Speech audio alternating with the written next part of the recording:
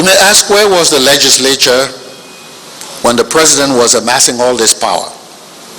Why was the legislature dwarfed?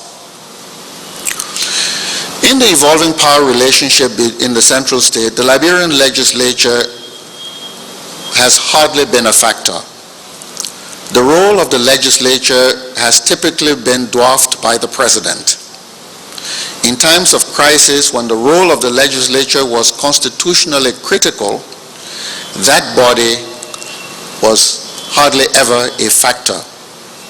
Replacing the legislature or dwarfing its role in critical times had been what was called the meeting of, quote, leading citizens. This group of leading citizens, which you'll find throughout our historical narrative, has been the core that for centuries had exercised oligarchical control. For example, in 1871, President Roy was deposed by a meeting of, quote, leading citizens, not by impeachment by the legislature.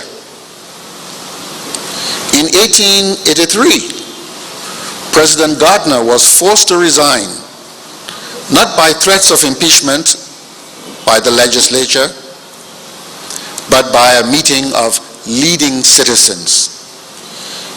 In 1900, President Coleman was forced to resign when a group of, quote, leading citizens rejected his interior policy. In 1914, when faced with German aggression, President Howard did not go to the legislature. He called a meeting of leading citizens. In 1930, it was a meeting of leading citizens that forced the resignation of President King. Even under President Tubman and later President Tolbert, there were meetings of leading citizens and partisans that played a major role in the political and economic decision-making processes in our country. Now, there are several points to be made from this observation. First, in this political arrangement, what we call leading citizens represented the apex of oligarchical control, a network of largely settler families that controlled Liberia for more than a century, making laws, counseling presidents, even deposing presidents.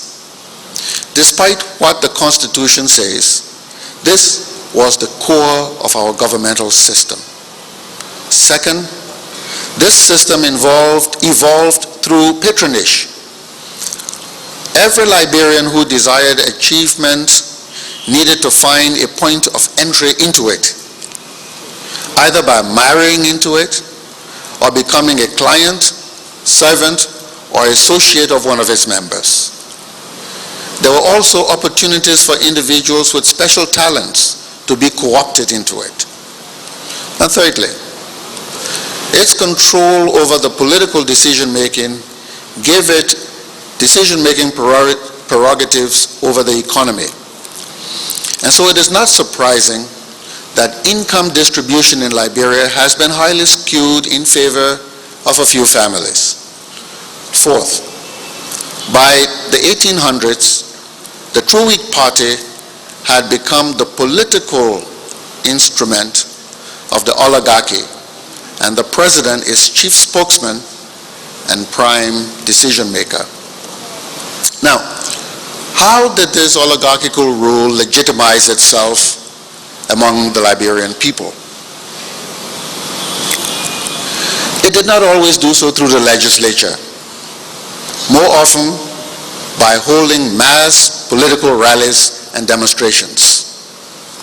So the holding of mass rallies and demonstrations was not an invention of the 1970s by the so-called radicals or progressives or whatever you may want to call them.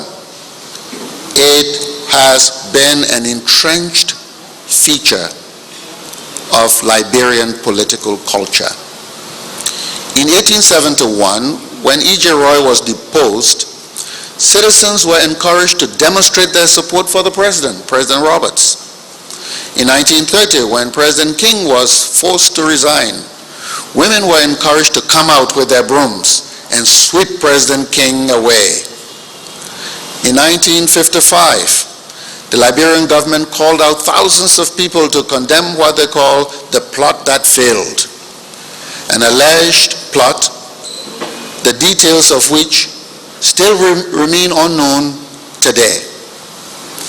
From that point on, for the next 15 years, President Tubman called scores of demonstrations and rallies to condemn one coup attempt or alleged coup attempt after another, and to request or demand his self-secession in office for many times. Under President Talbot, the True Whig Party also held mass demonstrations and manifestations. In cases where the legislature sought to exert independence, and that independence went contrary to the perspective of the party, such as in the case of the Gambling Bill of 1974, the party called for party discipline, bullied members of the legislature, forced them, if you will, to pass a law that went against their conscience. And in that particular case in 1974, after dragging the legislature through such humiliation, the president then vetoed the bill that he had demanded that they passed.